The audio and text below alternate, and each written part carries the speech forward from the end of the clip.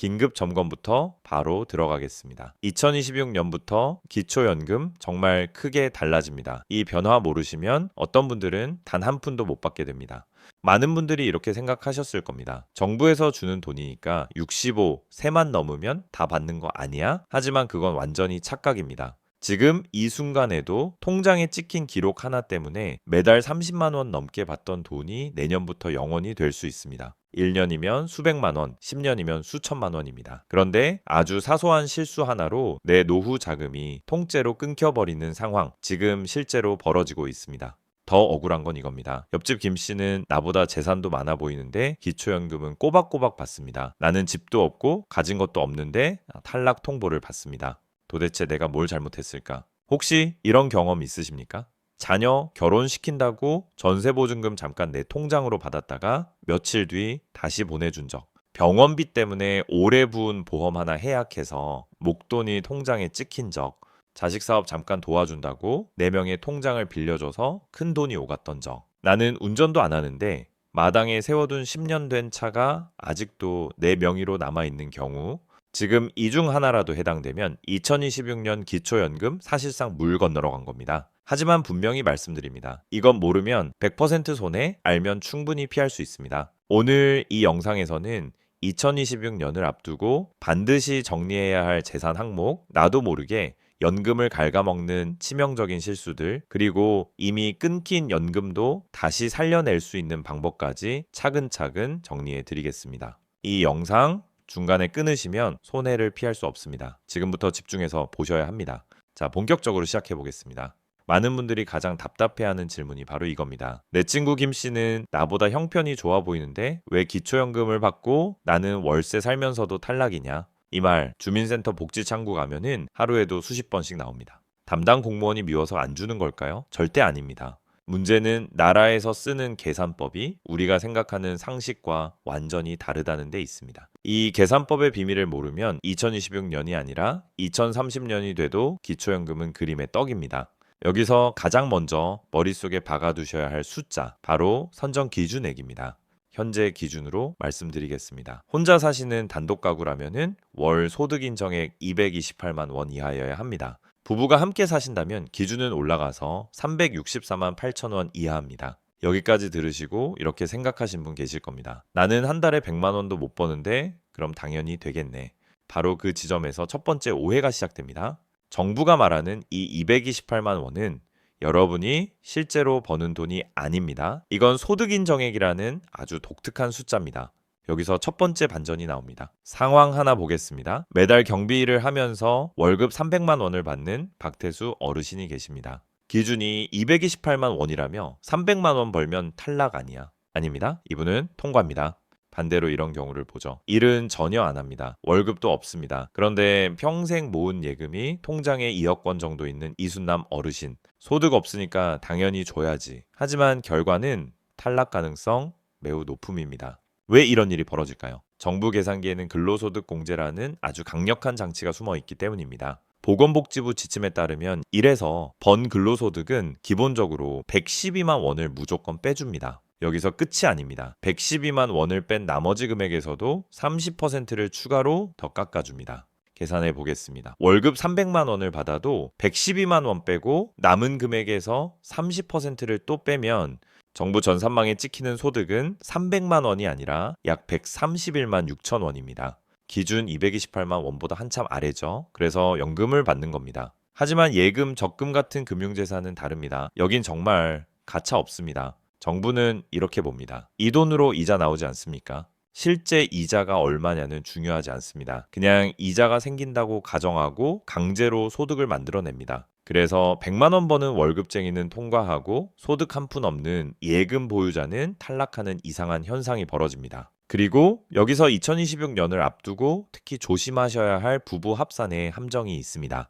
기초연금은 개인이 아니라 가구 단위입니다. 남편은 소득이 없고 아내가 가계세로 월 50만 원을 받든, 아내는 소득이 없고 남편이 경비 일을 하든 나는 돈 없으니까 내 몫은 줘야지, 이 논리는 절대 통하지 않습니다. 부부의 소득과 재산 전부 합산해서 계산합니다. 그래서 내가 아무리 가난해도 배우자 통장에 묶인 돈, 배우자 월급 하나 때문에 집 전체가 탈락하는 겁니다.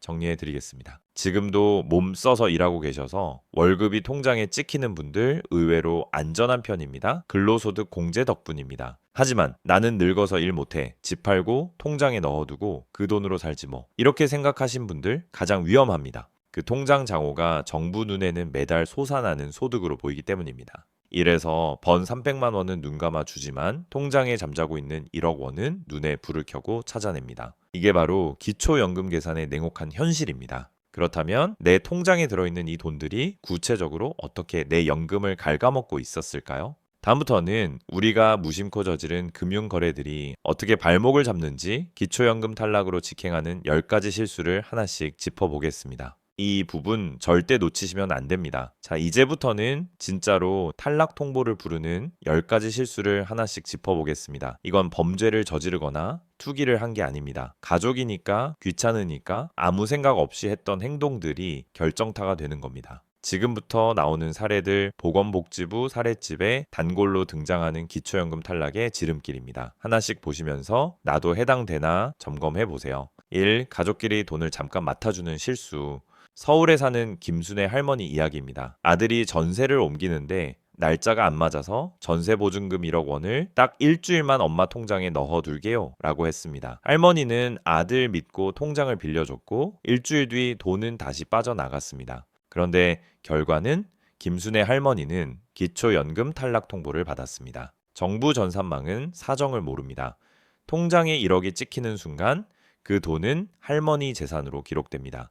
나중에 돌려줬다고 해도 전사는 증여했네 라고 의심하는 겁니다. 고작 일주일 맡아준 실수로 1년 넘게 연금이 끊기는 억울한 일이 생깁니다. 이 차명계좌, 명예만 빌린 통장, 쓰다가 폭망. 부산의 최승모 할아버지 이야기입니다. 내 이름으로 돈 두면 연금 못 받을까봐 딸 명의 통장에 5천만 원을 넣어두셨습니다. 통장과 도장도 본인이 장롱 깊숙이 보관했습니다. 딸 이름이니까 모르겠지? 천만의 말씀입니다. 나라는 돈의 흐름을 봅니다. 딸 명이라도 할아버지가 도장 찍고 관리한 게 드러나면 그 돈은 다시 할아버지 재산으로 잡힙니다. 게다가 여기서 끝이 아닙니다. 금융실명제 위반으로 과태료까지 맞을 수 있습니다. 혹 때려다 혹 붙이는 겁니다. 3자녀에게 집을 싸게 넘겼는데 전산에는 증여로 잡힌 대구의 이미자 여사님. 시세 5억짜리 아파트를 아들에게 3억에 팔았습니다. 싸게 팔았으니 내 재산 줄어서 연금 받기 좋아지겠지? 결과는 반대입니다. 정부는 이렇게 봅니다. 5억짜리를 3억에 팔았네. 그럼 차액 2억은 사실상 공짜로 준 거네? 즉 증여로 판단합니다. 더 무서운 건 이미 팔아버렸는데도 전산상으로는 그 차액 부분이 여전히 재산처럼 남아 불리하게 작용할 수 있다는 겁니다. 집은 없는데 재산은 있는 말도 안 되는 상황이 생깁니다. 폐업을 안 해서 가짜 월급, 추정소득이 생기는 경우 대전에서 치킨집 하다가 3년 전에 문 닫은 박성준 사장님 장사가 안 돼서 접었는데 귀찮아서 폐업 신고를 안 했습니다. 돈도 못 버는데 종이 한 장이 무슨 상관이야? 그 종이 한 장이 연금을 끊습니다. 사업자 등록이 살아있으면 전사는 사장님이시네요 하고 추정소득이라는 가짜 월급을 매깁니다. 실제로는 10원도 못 버는데 서류상으로는 수입 있는 사람이 되어 탈락하는 겁니다. 5. 4천만 원 넘는 차량, 그 순간 굴러다니는 월급 통장이 됨. 강원도의 정만수 할아버지, 평생 고생한 나를 위해 4,500만 원짜리 고급 중고차를 샀습니다. 집도 전세고 다른 재산도 없는데 연금은 나오겠지. 대참사입니다. 기준에서 차량 가액이 4천만 원을 넘으면 그 차는 자동차가 아니라 전산상 고소득 자산으로 잡혀 아주 불리해집니다. 한마디로 차 한 대 때문에 연금이 영원히 될 수 있습니다. 6. 보험, 해약 환급금, 목돈이 찍힌 순간 소득으로 튠. 광주의 윤정순 할머니, 무릎 수술비가 급해서 20년 부은 저축보험을 깼고 3천만 원이 통장에 들어왔습니다. 그 돈으로 병원비 내고 숨 돌리려는 순간 다음 달에 기초연금 정지 문자가 옵니다. 나라에서는 이렇게 봅니다. 갑자기 목돈이 생겼네? 실제로는 내 돈 되찾은 건데도 전산상으로 소득이 튄 것으로 잡혀 연금이 깎이거나 끊기는 일이 생깁니다. 7. 자녀 통장을 대신 관리하다가 내 돈으로 찍히는 함정. 인천의 강순덕 할머니, 아들이 미국에 나가 살아서 아들 명의 한국 통장을 대신 관리했습니다. 그 통장에서 공과금도 내고 쌀값도 내고 생활비도 쓰셨죠. 그런데 복지세무 쪽에서는 이렇게 봅니다. 아들 통장인데 할머니가 생활비로 쓰네. 그럼 이 돈은 사실상 할머니 돈이네. 자녀가 보내준 생활비라도 내가 마음대로 입출금하고 쓰는 구조가 되면 장호가 내 재산으로 잡힐 수 있습니다. 8. 월세 소득 신고 안 했는데 세입자 한 방에 들통? 경기도 조상태 할아버지 방 한 칸 월세 30만 원을 받았는데 세금 내기 싫어서 신고를 안 했습니다. 세입자랑 말도 맞췄습니다. 그런데 세입자가 연말정산에서 월세 공제 신청을 해버립니다. 그 순간 국세청 전산에 월세 소득이 뜨고 기초연금 쪽도 결국 알게 됩니다. 소득이 늘어난 만큼 연금이 바로 깎입니다. 9. 5년을 기억 못하면 없는 돈이 있는 돈으로 남는다. 충청도의 김미숙 할머니 3년 전에 시골 땅 팔아서 1억을 받았습니다. 빚 갚고 손주 용돈 주고 생활비로 다 써서 지금은 빈털터리입니다. 그래서 연금을 신청했는데 탈락했습니다. 왜냐? 그 1억 어디 갔습니까? 이 질문에 증거를 못 내면은 전사는 이렇게 결론 냅니다. 현금으로 장롱에 숨겨두셨네. 영수증, 통장 기록, 확인증 같은 증거가 없으면 이미 다 쓴 돈도 있는 재산처럼 남아서 발목을 잡습니다. 10. 자녀의 비싼 집에 공짜로 살면 무료 임차 소득이 잡힌다. 마지막은 정말 많이들 모르십니다. 서울 강남에서 성공한 아들이 부모님을 본인 20억짜리 아파트로 모셨습니다. 부모님은 소득도 없고 집도 없으니 난 당연히 기초연금 받겠지라고 생각합니다. 그런데 탈락입니다. 이유가 뭔지 아십니까? 월세도 안 내고 비싼 집에 사시잖아요. 그럼 그만큼 돈을 아끼는 거니까 소득으로 봅니다. 이게 바로 무료임차 소득입니다. 자녀 집의 시가표준액의 일정 기준을 넘으면 내가 돈을 안 벌어도 그 집에 산다는 이유만으로 가짜 소득이 잡힐 수 있습니다. 효도 받으려다가 연금이 날아가는 겁니다. 자, 여기까지 들으시고 가슴이 철렁 내려앉은 분 계시죠? 아이고, 저거 완전 내 얘기인데. 하지만 지금부터가 더 중요합니다. 정부 계산이 까다로운 만큼 그 틈새를 이용하는 합법적인 준비 전략도 분명히 존재합니다. 다음 파트에서는 이미 꼬여버린 상황에서도 기초연금을 다시 살릴 수 있는 5가지 준비 전략을 딱 정리해 드리겠습니다. 자, 이제 마지막 단계입니다. 앞에서 10가지 실수를 듣고 나니 나는 이미 늦은 거 아니야? 가슴이 철렁 내려앉은 분들 많으실 겁니다. 하지만 분명히 말씀드립니다. 꼬인 실타래에도 푸는 방법은 있습니다. 지금부터 말씀드릴 5가지 준비 전략만 제대로 챙기시면 막혀있던 기초연금 길도 다시 열릴 수 있습니다. 첫 번째, 나 혼자 가난해도 소용없다는 걸 꼭 기억하세요. 상담하다 보면은 정말 안타까운 경우가 많습니다. 김복순 할머니는 평생 집안일만 하셔서 본인 명의 재산이 하나도 없습니다. 그래서 나는 당연히 되겠지 하고 신청하셨죠. 결과는 탈락이었습니다. 이유는 간단합니다. 남편분 통장 때문입니다. 기초연금은 개인이 아니라 부부를 한 몸으로 봅니다. 내 주머니가 비어 있어도 배우자 통장에 돈이 있으면 나라에서는 두 분 다 넉넉하시네요 하고 끝입니다.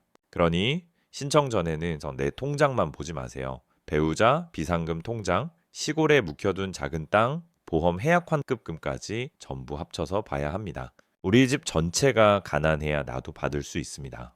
두 번째, 나라는 5년 전 과거까지 다 알고 있다고 생각하세요. 연금 신청서를 내면 공무원들은 지금 통장만 보지 않습니다. 최대 5년 전까지 거슬러 올라갑니다. 3년 전에 집 팔아서 3억을 받았다면 지금 그 돈이 없어도 묻습니다. 그 돈 어디 갔습니까? 이때 생활비로 썼죠. 이 말로는 절대 안 됩니다. 병원비 영수증, 빚 갚은 확인서, 통장 이체 기록 이런 증거 종이가 있어야 합니다. 큰돈 쓸 때 영수증 챙기는 습관, 그게 바로 내 연금을 지키는 보험입니다. 세 번째, 4천만 원 넘는 차는 미련 없이 정리하세요. 이건 정말 단순합니다. 내 명의 차량의 중고 시세가 4천만 원을 넘는다. 그러면 기초연금은 거의 포기하셔야 합니다. 요즘은 배기량도 안 봅니다. 오직 가격입니다. 억울해도 방법 없습니다. 연금이 급하시면 그 차는 처분하거나 자녀 명의로 넘기고 저렴한 차로 바꾸셔야 합니다. 네 번째, 장사 안 하면 간판부터 내리세요. 예전에 장사하다가 그만두신 분들 중에 폐업 신고 안 한 분들 정말 많습니다. 돈도 안 버는데 종이 한 장이 무슨 상관이야? 그 종이 한 장이 매달 가짜 월급을 만들어냅니다. 사업자 등록이 살아있으면 전사는 자동으로 추정 소득을 붙입니다. 지금 당장 세무서 가서 폐업 신고부터 하세요. 그 순간 내 소득은 영원으로 정리될 수 있습니다. 5번째, 자식 통장 도장은 반드시 돌려주세요. 자식명의 통장 만들어 놓고 도장은 부모가 갖고 있는 경우 정말 흔합니다. 하지만 나라에서는 누가 돈을 관리하느냐를 봅니다. 부모가 마음대로 입출금하면 그건 그냥 부모 돈입니다. 자식 줄 돈이면은 깔끔하게 주고 손 떼세요. 내 돈이면은 정정당당하게 내 이름으로 관리하세요. 어설프게 숨기려다가는 연금도 못 받고 과태료만 맞습니다. 자, 여기까지 5가지 준비 전략 생각보다 어렵지 않죠? 이제 마지막으로 실전 요령을 말씀드리겠습니다. 똑같은 1억 원이 있어도 어디에 두느냐에 따라 연금 결과가 완전히 달라집니다. 실전 1, 돈은 한 통장에 뭉쳐두지 마세요. 1억, 1억 5천만 원을 통장 하나에 넣어두셨다면 그 자체가 위험 신호입니다. 이럴 땐 통장을 나누고 용도 표시를 하세요. 생활비 통장, 병원비 통장, 공과금 통장처럼 실제로 쓰세요. 그래야 나중에 이 돈은 묶여있는 재산이 아니라 살기 위해 쓰는 돈입니다 라고 설명할 수 있습니다. 실전 이 전세가 크면 반전세 월세도 계산해 보세요. 전세금 3억은 나라 눈에는 그냥 내 재산 3억입니다. 보증금을 줄이고 월세로 돌리면은 재산으로 잡히는 금액이 줄어듭니다. 월세가 아까워 보여도 연금 34만 원을 받게 되면 오히려 이득인 경우도 많습니다. 계산기를 꼭 두드려 보세요. 실전 3, 안 될 것 같아도 일단 신청하세요. 이게 오늘 가장 중요한 말입니다. 아는 분들이 짐작으로 포기합니다. 우리 집은 안 될 거야. 하지만 매년 선정 기준액은 오릅니다. 작년에 떨어졌어도 올해는 붙는 경우 정말 많습니다. 그리고 나라에서는 절대 먼저 연락 안 합니다. 신청 안 하면 0원입니다. 주민센터가 부담스러우면은 국민연금공단 지사로 가세요. 주소 상관없이 됩니다. 미져야 본전입니다. 되면 매달 34만 원, 안 되면 이유라도 정확히 압니다. 마지막으로 한 가지만 더 말씀드리겠습니다. 기초연금 못 받는 분들을 위한 숨겨진 카드도 있습니다. 집은 있는데 현금이 부족한 분들은 주택연금을 꼭 알아보세요. 집에서 평생 살면서 매달 월급처럼 돈을 받습니다. 아직 몸이 괜찮다면 노인 일자리도 있습니다. 가볍게 움직이면서 한 달에 30만 원 이상 들어오는 경우도 많습니다. 오늘 이 긴 이야기의 핵심은 하나입니다. 가만히 있으면 아무도 챙겨주지 않습니다. 기초연금은 욕심이 아닙니다. 여러분이 평생 나라를 떠받친 정당한 권리입니다. 떨어지는 게 창피한 게 아닙니다. 받을 수 있는데 몰라서 귀찮아서 신청조차 안 하는 게 가장 안타까운 일입니다. 지금 통장부터 점검하세요. 그리고 문을 두드리세요. 그 한 걸음이 여러분의 남은 노후를 훨씬 더 따뜻하게 만들어 줄 겁니다. 끝까지 함께 해주셔서 감사합니다.